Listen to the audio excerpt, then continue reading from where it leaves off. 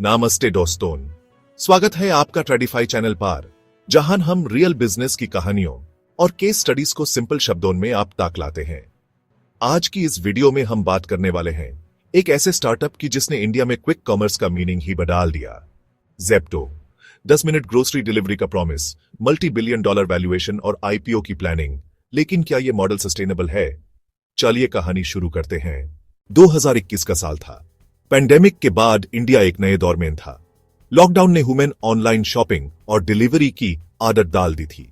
Convenience अब luxury नहीं, एक उम्मीद बन चुकी थी। लेकिन एक चीज अभी भी अटकी हुई थी, ग्रोसरीज।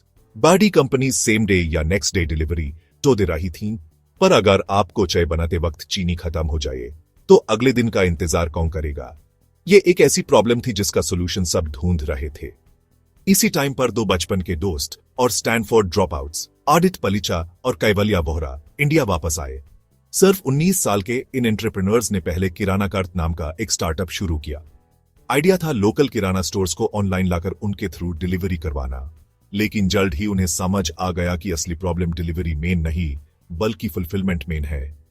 किराना स्टोर्स पर स्टॉक की कमी और इनकंसिस्टेंट सर्विस के कारण कस्टमर एक्सपीरियंस खराब हो रहा था। उनका पहला वेंचर फेल हुआ, लेकिन इस फेलियर ने उन्हें एक जरूरी सबक सिखाया। अगर स्पीड और रिलायबिलिटी देनी है तो पूरे प्रोसेस को कंट्रोल करना पड़ेगा, इन्वेंट्री से लेकर लास्ट माइल डिलीवरी तक। और यही उनके दिमाग में वो आइडिया आया जिसने पूरी इंडस्ट्री को हिलाकर रख दिया। उन्होंने सोचा, क्यों ना हम एक ऐसा सिस्टम बनाइए जो ग्रोसरीज और डेली एसेंशियल सिर्फ 10 मिनट में डिलीवर कर दे। ये सुनने में उस वक्त पागलपन लगता था। बस इसी एक सवाल से शुरू हुई ज़ेप्टो की कहानी। ज़ेप्टो ने एक बोल्ड प्रॉमिस किया, 10 मिनट डिलीवरी।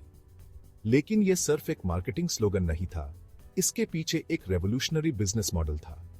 इस प्रॉमिस को पूरा करने के लिए उन्होंने बनाए डार्क स्टोर्स। ये कोई आम दुकान नहीं है जहां कस्टमर आ सके। ये शहर के बीच में स्ट्रेटेजिकली प्लेस किए गए छोटे छोटे माइक्रो वेयर हाउसेस हैं जो सिर्फ ऑनलाइन ऑर्डर्स के लिए बने हैं।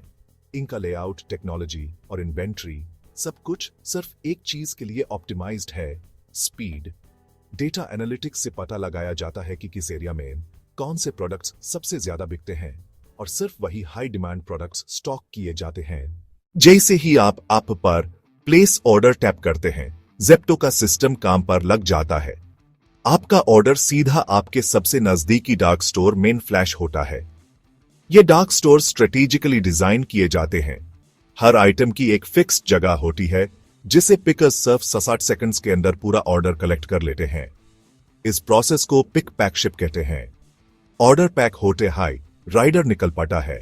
लेकिन स्पीड ही सब कुछ नहीं है, असली गेम है इकोनॉमिक्स का। ज़ेप्टो का सीक्रेट सॉस है हाई ऑर्डर डेंसिटी, जहां एक ही एरिया से मल्टीपल ऑर्डर्स आने पर डिलीवरी कॉस्ट कम हो जाती है। साथ ही इनका टेक पावर्ड रूट प्लानिंग, जो राइडर्स के लिए सबसे एफिशिएंट रास्ता चुनता है। इन्हीं फैक्टर्स से ज़ेप्टो का एवरेज ऑर्डर वैल्यू एओवी बढ़ता है और कंट्रीब्यूशन मार्जिन पॉजिटिव रहता है।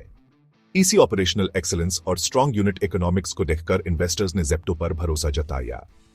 उन्होंने प्रूव किया कि क्विक कॉमर्स एक प्रॉफिटेबल वेंचर बन सकता है, जहां कस्टमर की लाइफ टाइम वैल्यू एलटीवी, उसको अक्वायर करने की कॉस्ट सीएसी से ज्यादा है। इसी ट्रस्ट का नतीजा था उनकी फंडिंग। सिर्फ 9 महीने में ज़ेप्टो इंडिया का पहला क्विक कॉमर्स यूनिकॉर्न बन गया। 2004 तक कंपनी ने 460 मिलियन रेज किए और 306 बिलियन डॉलर्स की वैल्यूएशन तक पहुंच गई। और अब खबरें हैं कि कंपनी की वैल्यूएशन 60 बिलियन डॉलर क्रॉस कर सकती है और 2030 तक आईपीओ लाने का प्लान है।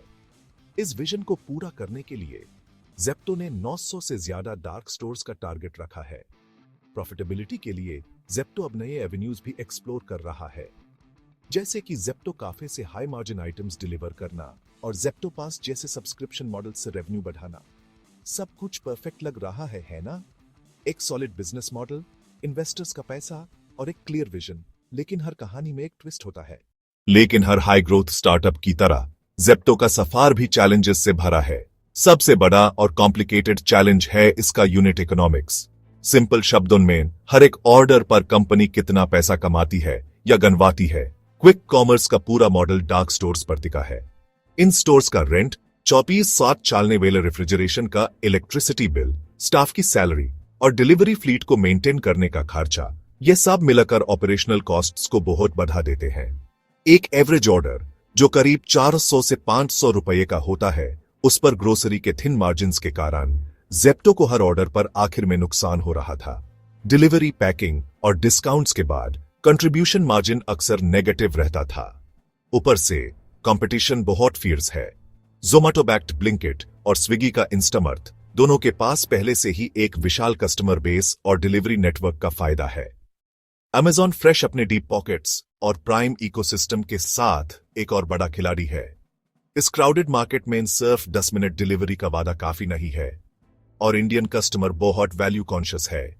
कस्टमर एक्विजिशन के लिए डिस्काउंट्स और ऑफर्स जरूरी हैं, लेकिन इससे कस्टमर एक्विजिशन कॉस्ट यानी सैग बहुत बढ़ जाता है। जैसे ही डिस्काउंट्स कम होते हैं, कस्टमर दूसरे ऐप पर स्विच कर जाता है। इससे कस्टमर रिटेंशन एक कांस्टेंट बैटल बन जाता है और लाइफ टाइम वैल्यू LTV कम रहता है। यह डिस्काउंट डिपेंडेंसी एक ऐसी आग है जो कैश बर्न को तेज करती है। और अब जब कंपनी 2022 तक IPO लाने का प्लान कर रही है, इन्वेस्टर्स की उम्मीदें बदल गई हैं। वो सिर्फ ग्रोथ की कहानी नहीं, बल्कि प्रॉफिटेबिलिटी का आपसे क्लियर रोड मैप मांगेंगे। हर डार्क स्टोर का परफॉर्मेंस, ओवरऑल EBITDA प्रॉफिटेबिलिटी और सस्टेनेबल ग्रोथ के मैट्रिक्स पर उनकी गहरी नजर होगी। ग्रोथ एट ऑल कॉस्ट्स का दौर अब खत्म हो चुका है। इन्हीं सभी चैलेंजेस को आमने सामने देखकर जेप्टो के फाउंडर्स ने समझा कि उन्हें अपनी स्ट्रैटेजी में एक बड़ा बदलाव लाना होगा। सबसे पहले उन्होंने जेप्टो पास लॉन्च किया। यह एक सब्सक्रिप्शन सर्विस है जो फ्री डिलीवरीज और एक्स्ट्रा डिस्काउंट्स ऑफर करती है। इसका मकसद कस्टमर को अपने प्लेटफॉर्म पर लॉक इन करना, ऑर्डर फ्रीक्वेंसी बढ़ाना और एक प्रिडिक्टेबल रेवेन्यू स्ट्रीम बनाना है। फिर उन्होंने हाई मार्जिन कैटेगरीज जैसे इलेक्ट्रॉनिक्स, ब्यूटी प्रोडक्ट्स और होम एसेंशियल्स को ऐड किया। इससे एवरेज ऑर्डर वैल्यू AOV बढ़ा, जिससे हर डिलीवरी की कॉस्ट बेहतर तरीके से अब्सॉर्ब हो पाती है। इसके अलावा जेप्टो ने अपने प्लेटफॉर्म पर ब्रांड्स के लिए एडवर्टाइजिंग शुरू की, जो एक हाई मार्जिन रेवेन्यू सोर्स है, और प्राइवेट लेबल्स भी इंट्रोड्यूस किए। फोकस अब सिर्फ तेजी से ग्रो करने पर नहीं, बल्कि स्मार्ट तरीके से प्रॉफिटेबली ग्रो करने पर शिफ्ट हो गया। कॉस्ट कंट्रोल के लिए सप्लाई चेन को ऑप्टिमाइज किया गया और टेक्नोलॉजी का इस्तेमाल करके डार्क स्टोर्स को ज्यादा एफिशिएंट बनाया गया। इन स्ट्रैटेजिक मूव्स के कारण जेप्टो के 90% से ज्यादा डार्क स्टोर्स अब कंट्रीब्यूशन पॉजिटिव हो चुके हैं। ये सभी कदम जेप्टो को एक ऐसी कंपनी बनाने की दिशा में हैं जो न सिर्फ तेज है, बल्कि लॉन्ग टर्म में प्रॉफिटेबल और स्टेबल भी है। जेप्टो की कहानी हमें एक बड़ी लेसन देती है। सिर्फ स्पीड या कन्वीनियंस से बिजनेस नहीं बनता। Fast growth, profit, unit economics, cost control, sustainable revenue models और लॉयल कस्टमर बेस, ये सब इक्वली इंपॉर्टेंट हैं। अल्ट्रा फास्ट डिलीवरी मॉडल चल सकता है, लेकिन उसके लिए ऑटोमेशन, सब्सक्रिप्शन रेवेन्यू और ऑपरेशनल एफिशिएंसी बहुत जरूरी है।